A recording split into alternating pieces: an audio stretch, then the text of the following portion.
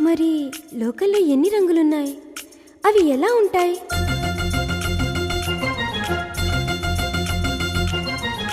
బుగ్గ మీద వెచ్చని సిగ్గు వచ్చినప్పుడు దానిని అడుగు, ఎర్రదనం అంటే చెబుతుంది. పెదవి కొమ్మ పూసిన పువ్వు అందమైన నీ చిరునవ్వు, తెల్ల రంగు అట్టా ఉంటుంది. నీలో నిలువున పులకలు రేగిన వేళ నువ్వే పచ్చని పైరువు అవుతావమ్మా. దిగులు రంగే నలుపు అనుకో, ప్రేమ పొంగే పసుపు అనుకో.